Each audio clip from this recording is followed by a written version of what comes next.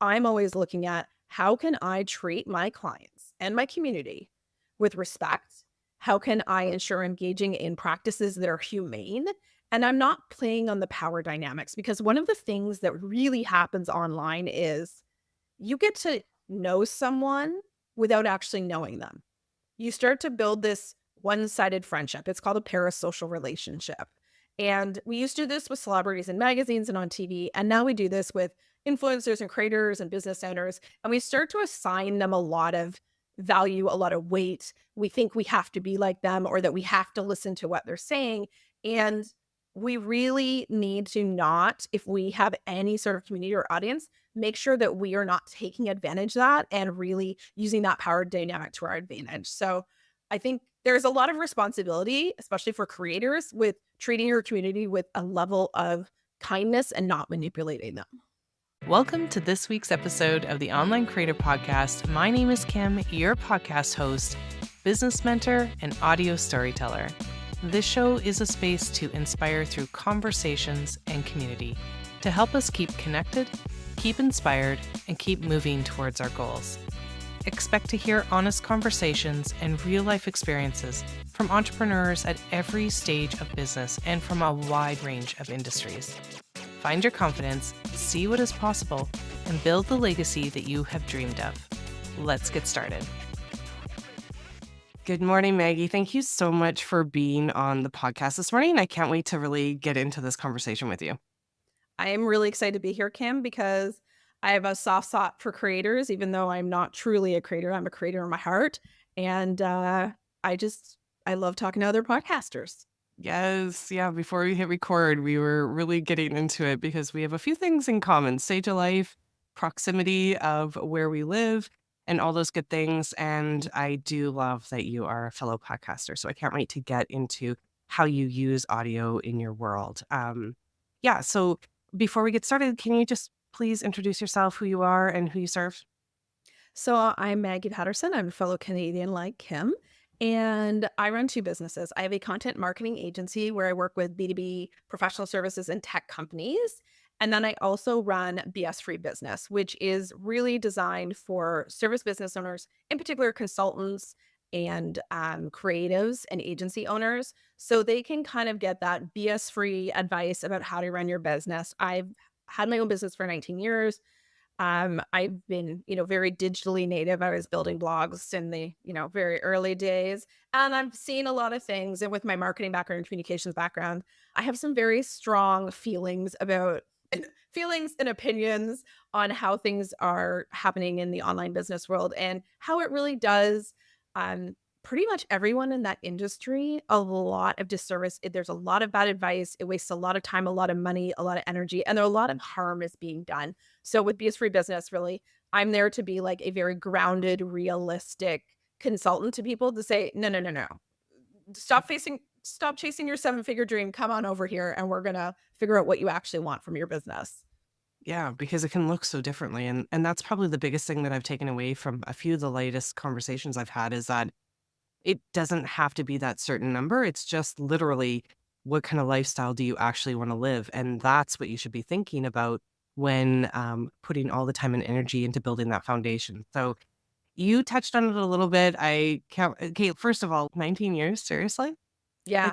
Doing Yeah, your own I thing? basically my It's son huge. turns 20 in a few days, and I literally just never came back from my maternity leave Wow. to my job, my corporate job. I was like, "And no, So I'm cool. I'm out. I'm gonna start a business," and I gave myself 4 months, and I was like, "Let's see how it goes," and it really I had a lot of skills going into it. I had a lot of business skills. I had a really good network, so I was very fortunate, but it turned out really well, and the rest is history. That is so cool. Do you have other entrepreneurs around you in your world that you saw this as being possible that kind of helped push you and guide you? Yeah, it's actually really interesting. So I grew up in a very, downtown neighborhood in Ottawa, Canada. But what is interesting is I was exposed to so many different types of people. A lot of my friends' parents had their own companies. They were freelancing, they were doing contract work. So I really saw those possibilities and not even realizing at the time, but I can see that now that you didn't have to necessarily, here most people work for the federal government.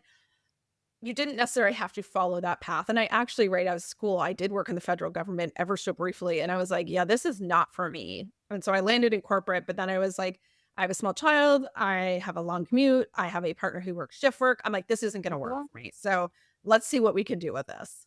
that is so crazy. We have so many more similarities. My husband has worked shift work his whole life too, like 25 years. He actually just finished in the fall. He says he doesn't ever want to do a shift work job again in his life, which I totally 100% support because I could see, it affecting his health in so many ways. And on the same hand, it really helped us like be able to build this life together. And the only reason I stayed in the job as long as I did is that I was part-time. So between his shift work and my part-time, we were able to like really juggle the kids and family life and it just worked. And I didn't have anyone around me that were entrepreneurial. So I thought this is what I needed to do for 25 plus years until I could pull out that pension. Until I realized, well, when COVID happened, like a lot of people, and Yep. I kind of looked around, started looking around a little bit deeper into what was possible, and it just blew my mind. So I'm so excited that you took the chance on yourself earlier in life. I think it doesn't matter what stage of life you're in, you can make that happen. So I love that you help other entrepreneurs create that. I recently saw a post when you were on holidays, and I feel like it got a lot of traction. And maybe you could talk about this a little bit more. Speaking exactly about what you just kind of brushed on about what kind of is happening in this online space right now, and it's not even right now, like, literally, I've seen it for the last few years, Yeah. but it's, like, really rubbing me the wrong way, even more so now, and maybe it's just because I'm tired of seeing that and because I know what else is possible, and if we just kind of flip that script a little bit, what it could look like. Can you talk about your post when you were on holidays just recently or traveling, what you posted, and some of the feedback you're getting and your perspective on that? So we're at this really interesting moment because so many things have converged.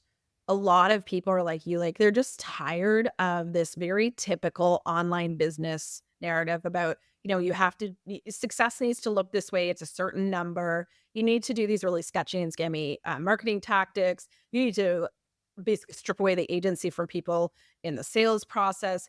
Like there's not a lot of room to be human. It's very much like follow this playbook. This is how it's done, and this is how you need to be successful. And with my business and marketing background, I'm like, no. And so one of the things that comes up a lot, and I think one of the things that grates on most people and also does a lot of damage to them psychologically, and I wish I was exaggerating, comes down to income claims. So, if I was standing up on Instagram being like, okay, you know what? I made $900,000 last year, whatever the number is. Well, guess what? There's no proof. It's not relevant. There's no disclosure of all the factors that went into that. So one of the posts I'd shared was basically like, "Let me tell you how much money I made on vacation." And then I was like, "Ha ha, people lied to you on the internet." Yeah, And and people are always like, "Oh my gosh, it's so true." And I think so true. what happens is, there's always this constant flow of new people into the industry, and I just wanna be a voice for that to say, like, "Listen, like, you don't have to listen to all this." Because there's kind of a cycle, right? People are excited, they're very optimistic, then they get burned, and then they're very jaded. And I tend to work with people once they've been burned and they're jaded, and I would like to prevent people from getting jaded at all. I would like them to have some optimism about the excitement of having these opportunities and also not feeling like they have to compromise their values or how they want to run their business. Yeah, I love that. So, how do you run your business differently than the status quo, like, than kind of the loud ones that we are seeing? Yeah, and I love the Kim use the word loud because a lot of what we see are the loudest voices, the not even the most competent people. They're good at marketing. It doesn't mean they're good at their thing. And that could be a creator, it could be a service business owner, it could be any number of things. And so we have to look beyond kind of these very obvious examples and be like, okay, how do I want to do this? Just because this person is applying pressure in the sales process doesn't mean I have to do it. So I really try to approach my business grounded in really solid business fundamentals. Like I'm not engaged in magical thinking. I'm not engaged in, hope and a dream. Everything's really brought down to business basics. But, from an emotional point of view, I'm always looking at how can I treat my clients and my community with respect? How can I ensure engaging in practices that are humane? And I'm not playing on the power dynamics because one of the things that really happens online is you get to know someone without actually knowing them. You start to build this one-sided friendship. It's called a parasocial relationship. And we used to do this with celebrities in magazines and on TV. And now we do this with influencers and creators and business owners. And we start to assign them a lot of value, a lot of weight. We think we have to be like them or that we have to listen to what they're saying. And we really need to not, if we have any sort of community or audience, make sure that we are not taking advantage of that and really using that power dynamic to our advantage. So I think there's a lot of responsibility, especially for creators, with treating your community with a level of kindness and not manipulating them.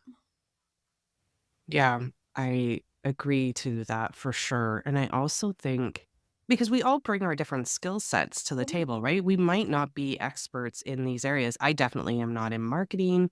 I've never run a business myself, so I'm still learning as we go. And that's why I find it so fascinating to talk about how others are running their businesses and what it looked like and who are they first reaching out to for help because that looks different too, with all angles. That it's possible. Like that's the other piece is that you don't have to be the loudest person in the room to be able to be a successful and, sought after thought leader or entrepreneur in your own respective space because we all bring our own special sauce to the table. So I love that that's how you look at things from a different lens. And I think that's possible for others too as well. And I think that's the biggest message that we want others to hear, right? Yeah. And I think one of the things you touched on there is each of us knowing what our skills and experience are and not misrepresenting those, not feeling like we have to fake it till we make it, like being very much in integrity and coming from a place of service and honesty for our community or for our clients and staying in our own lane. Like if one of my clients says, "Hey, I want to give, what's your take on this accounting thing?" All I can say is, "Here's my experience with this. This doesn't mean I'm an expert. I'm the queen of the disclaimer. I'm constantly like, this is not legal advice. This is not business. Like, you need to check with a qualified professional. And so much of what we see online is a lot of smoke and mirrors, people trying to do something, and we end up learning from people who actually just learned the thing last week.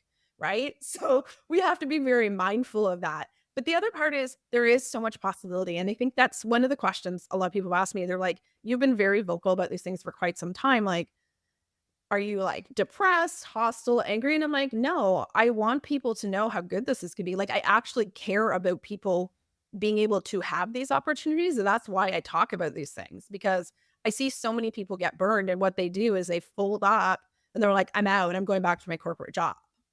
Yeah. Or and it's I hate seeing that so much.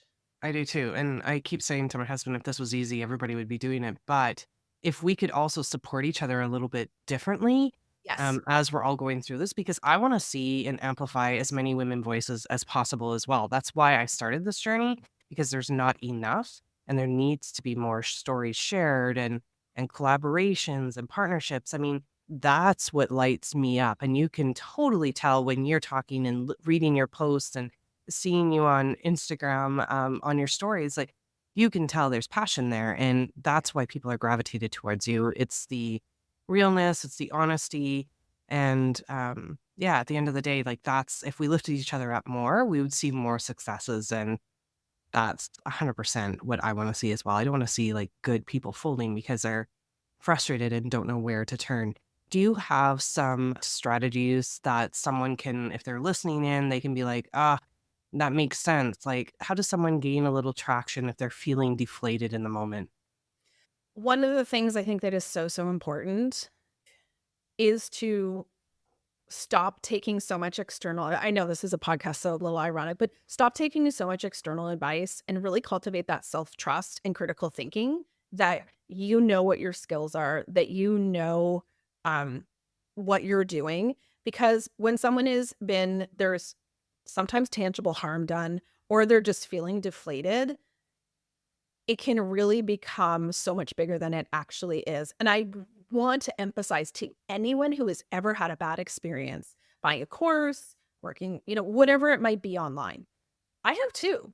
This happens to most people, unfortunately, because the status quo of how business is done in a lot of ways is very, very toxic. So when you think about what you can be doing, you have influence over your community, you have influence over your clients, you have power and agency. And I always like to remind people that if you can, really tap into what's important to you, what are your values, and align your business with that, and get away from these kind of very external measures of success. What is important to you? One of mine is telling the truth. So like I think about in my business, how I interact with my clients, how I interact online. How am I bringing that through? How am I making sure that everything I'm doing is coming back to that? So getting really clear on not just the values, but like how does that show up in every aspect of your business and in your presence? And also remembering that what we see online is not the truth, but the loud voices that you talked about, that does not denote expertise. The most competent, the most skillful, people that are so excellent at their craft that I know are not the loudest. You're not necessarily going to find them on social media. They don't necessarily have a big platform. Be willing to look further afield and go a little slower so you find the people that are really aligned with you, that really um, are running their business in a way that you respect and you feel like there's going to be mutual respect and trust there. Yeah, so let's lean into that. How does someone search those people out? Because I think that's the hard part.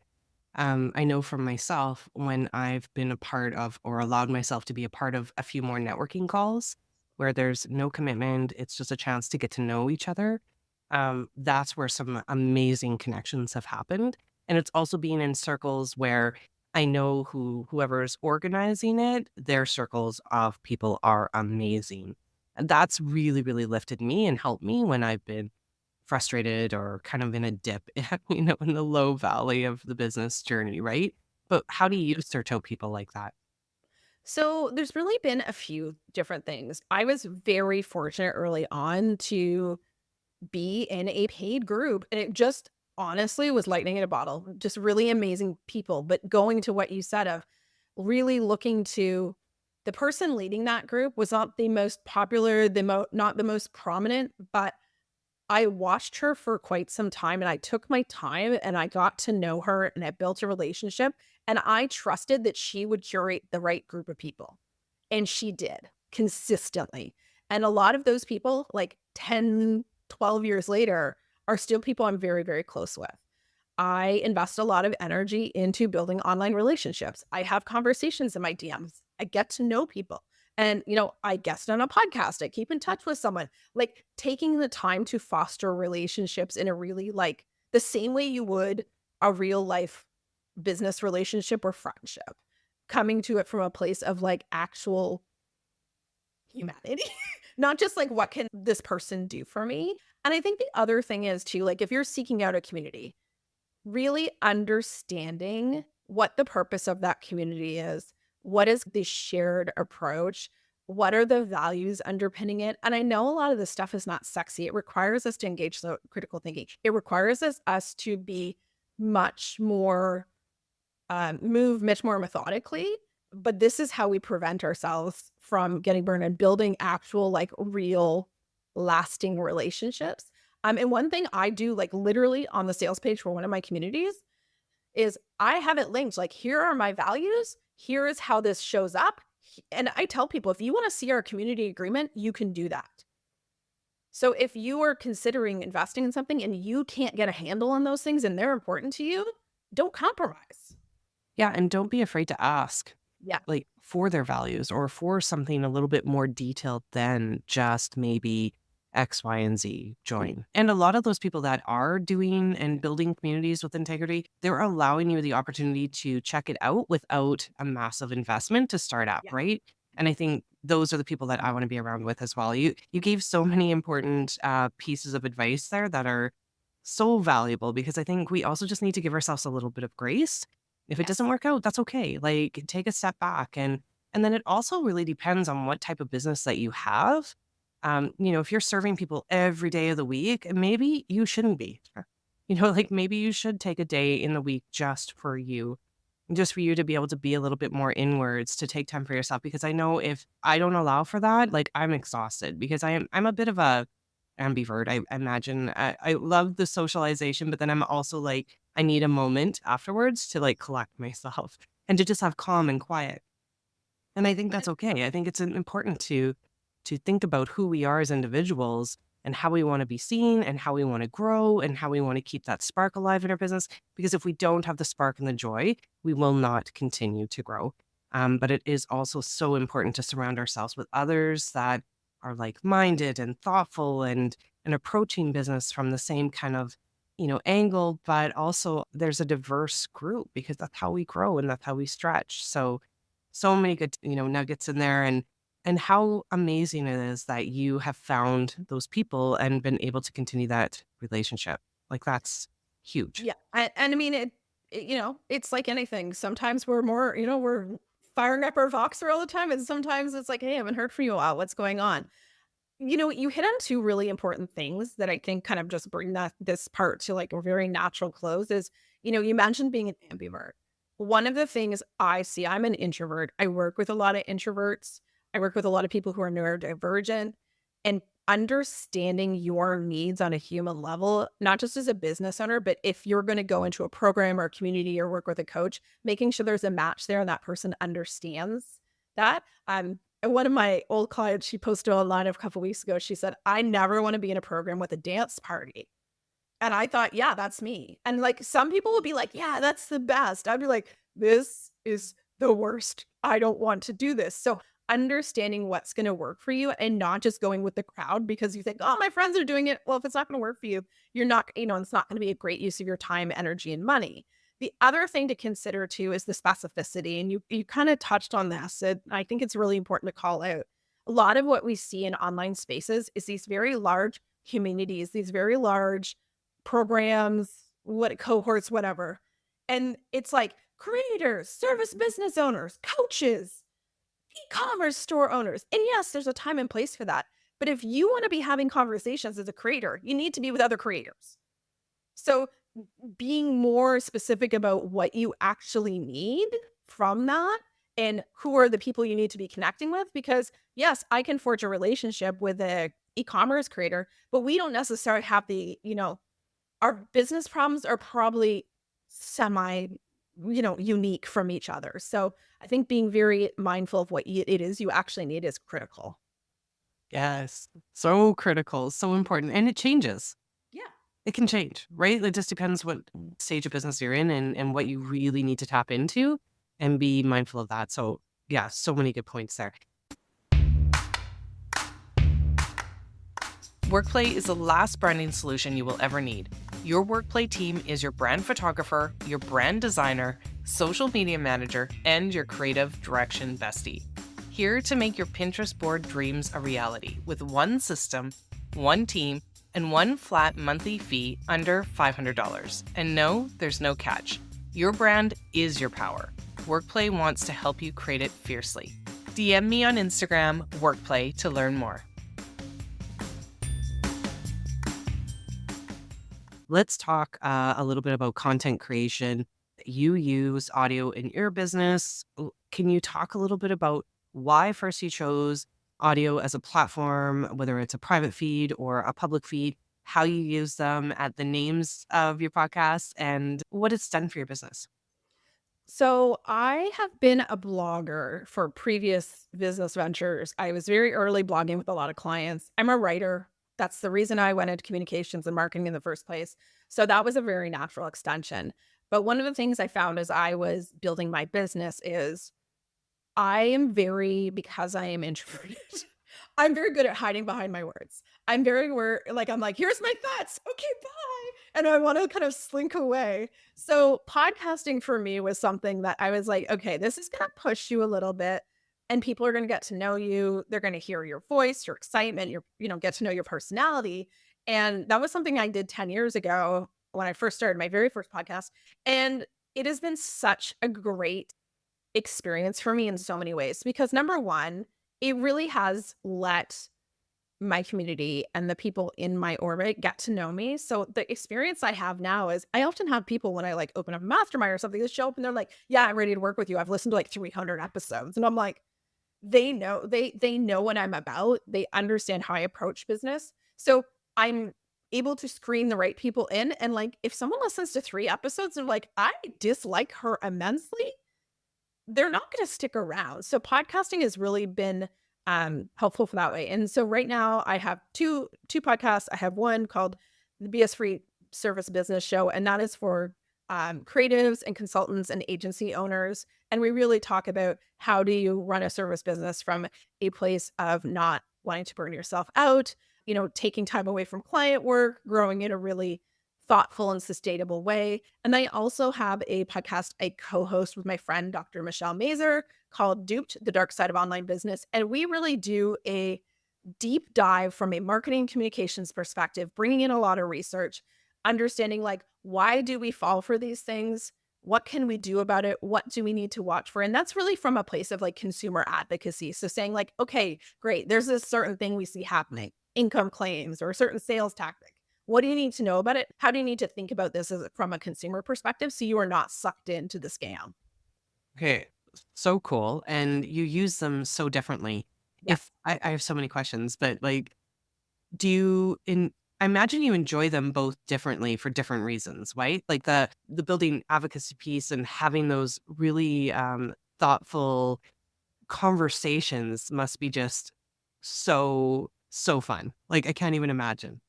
Well, that entire podcast, I think we just hit our 3rd anniversary with Duped. And Michelle and I had Wow. both been, because we had a very similar background, we'd both been talking about these issues. We'd been friends for a long time. We were on Mhm. Voxer all the time, like, quite frankly, bitching about all these things, like, Great. Yeah. like base. And finally we were like, why isn't this conversation just a podcast? Because So I think fun. people would really like to hear our thinking and understand some of the, psychological tactics that are being used on them. And so my favorite thing with that podcast is yes, we have like the best time having the conversations. We get to be funny and Yeah. snarky. And we help people feel better about the experiences they might have. But I love it when I get a DM or an email that says, "Hey, I didn't buy this because I remembered this episode." I'm like, "Thank you. My job is done here." So cool. And how did you know that you wanted to create that one more like behind a privacy kind of like you have to sign up for this? How did that come up? So Duped is actually public, Okay, but that then dude we does. also have a Patreon. Okay, So, the public is interesting. One of our policies has been we don't name names because right, it is very easy to pile on and say, "This person did this thing and they're bad." What we right, really want people to do is recognize the tactics, out there in the wild and be able to say, "Oh, that's interesting. I saw that person do it and they did it and they did it." right. So there's some certain things we had to talk around a little bit, and we try to keep it very, for lack of a better word, we try to take the high road and keep it classy. Yeah, We did want a place where we could let it hang out a little bit more. We still don't name yeah, names on the Patreon, but it gives us we do book reviews. Like, we're like, "Why are we reading books we hate? Let us talk about," like, one of the book reviews I did was Think and Grow Rich, and I was like, "Why is this guy talking about a haunted baby?" Like, yeah, right? things that wouldn't necessarily fit in the main feed. And Yeah, that's been a really interesting experience from a creator point of view because I don't consider myself a creator, even though I do a lot of content creation. That's what my agency does. And but it has basically funded our production costs. And, oh, so as I told someone, I'm not getting rich. I got $34 after we paid all our expenses last month. So it's not yeah. exactly lucrative, but I'm very grateful that we have that extra line of communication with our audience and that we're able to, have a little more fun with something we're already enjoying doing. Yeah, and I also think it's really important for people to hear what is possible with audio too. It doesn't just Yes. have to be because podcasting, I'm a firm believer, podcasting isn't for everyone, but audio can be in so many different ways in your business, however you're structuring it. I mean, we build so many businesses on this like one-on-one attention, but we value our time too as coaches or mentors and all that good stuff. There are ways that you can use private audio feeds to be able to build into your coaching business or your mentoring business that still Yes. gives that high level touch without you having to be present 24/7. And you know what, frankly, I think we're all getting tired of all the scheduling. I don't want to be completely so scheduled. If I was, I'd be, at my last job that I was in for 20 years. I actually just talked to my coworker about a week ago because we still are connected and I still think so much of her.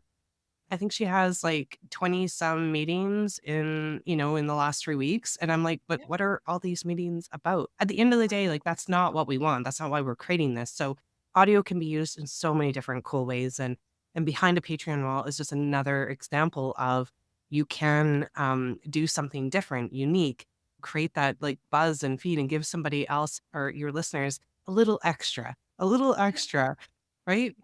And like, I love private audio feeds. It's not just Yeah. the Patreon, like, all of my Me programs too. have a private audio feed, so if they can't Love show that. up, I'm literally like, "Post the question in the Slack, and we'll answer it on the call live for you." Yeah. Um, no one feels like they're missing things, scheduling happens, life happens. Um, I don't have any expectation everyone's gonna show up.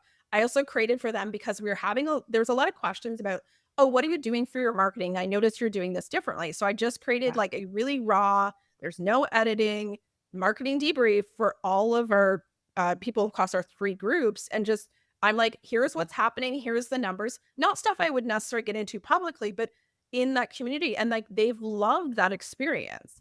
yeah, I've literally taken like little mini series I want to create, and I sure, create a private feed, and I'm like, here's why I think a lot of the traditional planning advice is bullshit, here we right, go. Like, yeah. so, Well, yeah, really, there's so many possibilities. And I feel like audio is so accessible for most people. I mean, yeah, obviously, people who are hearing impaired, there's a different thing. Please for provide sure. a transcript. I'm really big on Yes, that. yeah, But I mean, I drove to the gym this morning listening to a podcast. I did my warm up with a podcast. Then I listened to music. Then I listened to a podcast on the way home. love I it. came home and like cleaned up my kitchen and ate my breakfast, listened to another podcast. Like, I would not ever consume content in the way I do if I didn't have podcasts.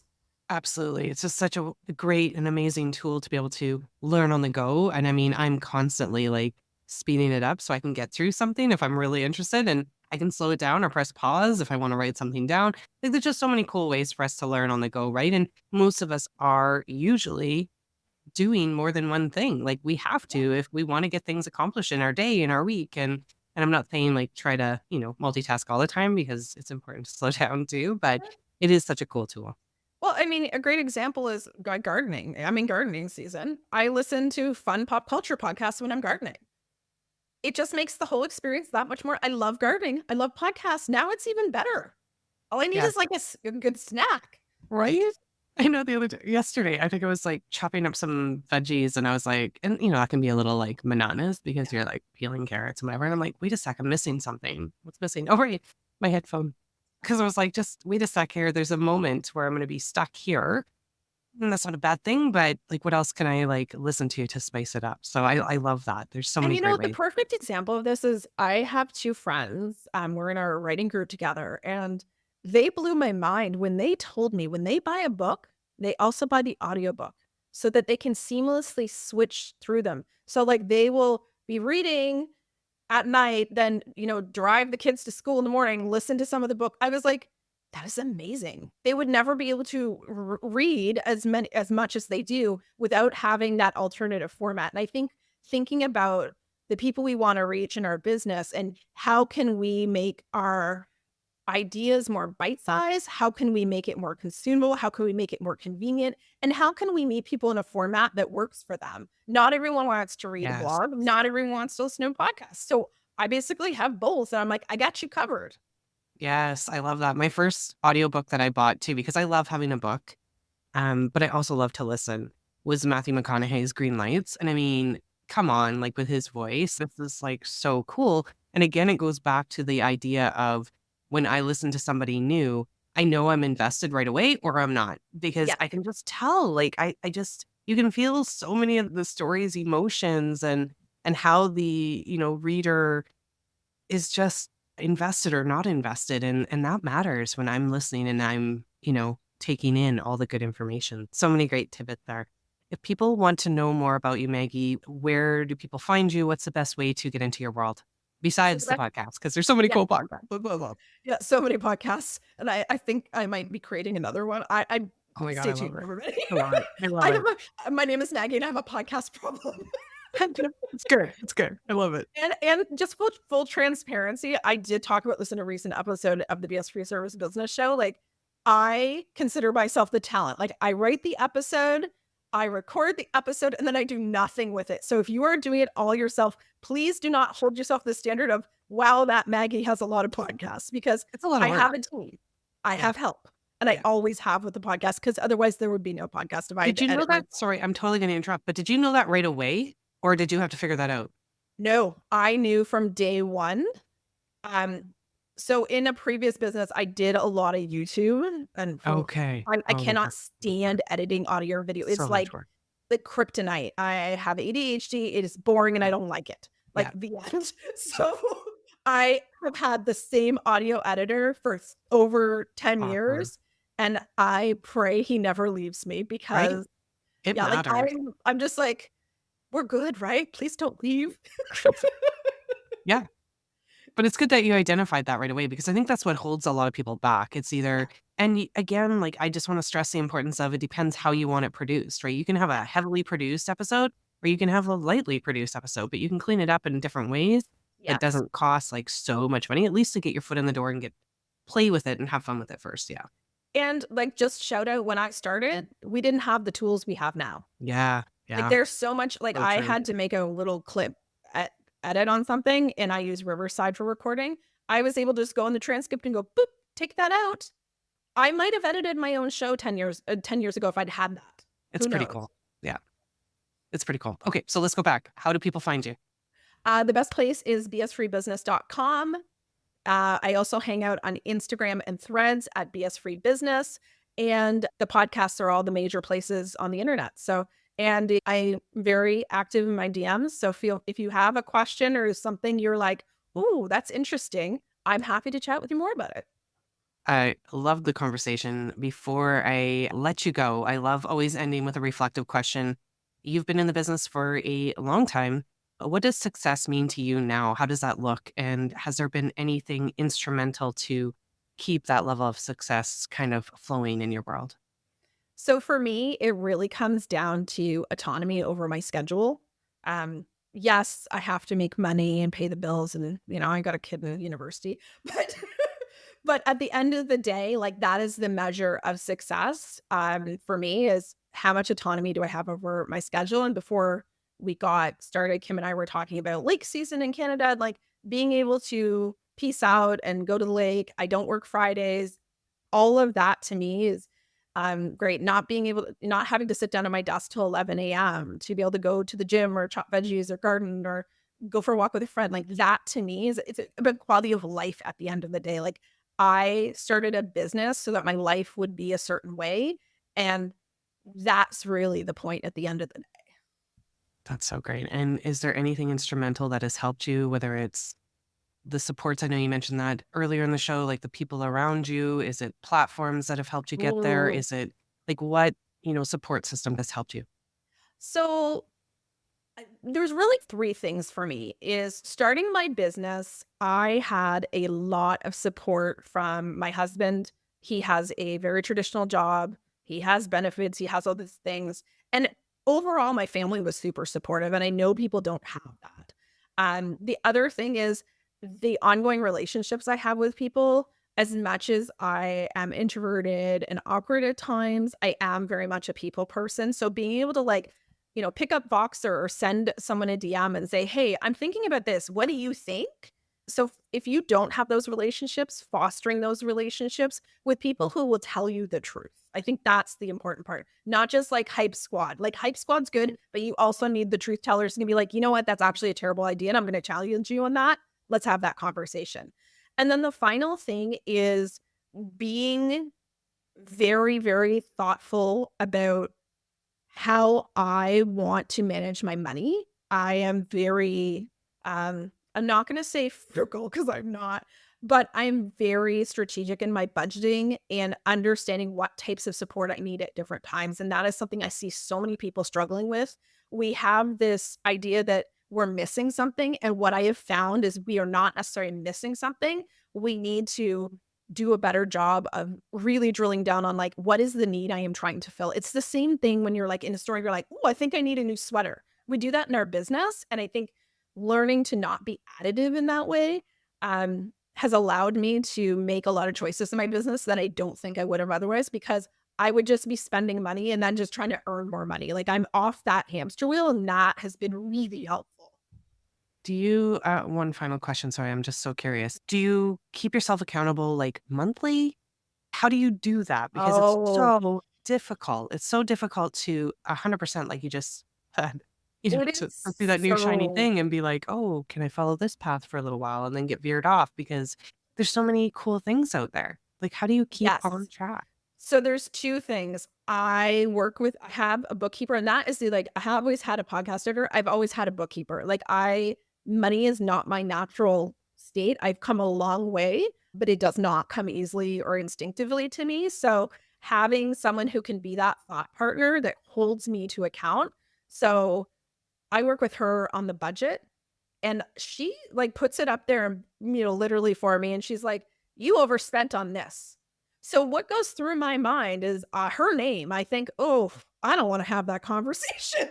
And yet, yes, at the end of the day, it's my business's money, but that often stops me from things. The other part of it is that in that budget, like I allocate out very specifically, like, here's what I'm going to spend on events. Here's what I'm going to spend on um, coaches or consulting. Here's what I'm going to spend on skills development. And I stick to that budget. So if I know, let's say I was like, okay, I have $2,000 for the year, every investment I make, I think, do we actually need that? Or are we just feeling like we just need a little something? So, I try to have a plan to go with that, to say, here's how I'm going to spend the money. It might change during the year, but instead of just being in reactive mode, being like, yeah, I think I want to learn about that project management system. Why? You don't even use that project management system. It's a shiny object, and I don't want my bookkeeper to challenge me on it later. And so every month I'm being told what I'm doing well, what I'm not doing so well on. And it's confronting. I feel sometimes about it.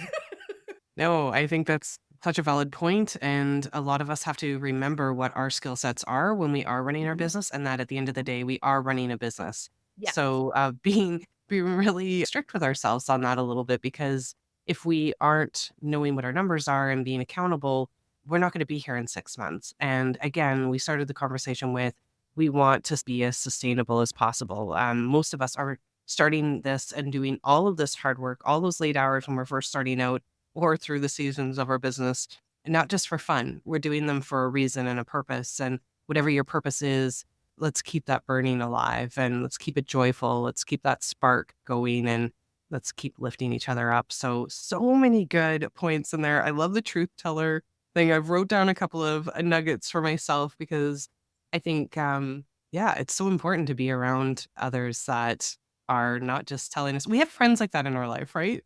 Friends that are like, the ones that tell us really truly how that new hairstyle looks or that dress that we're I am getting that for friend. tonight, right?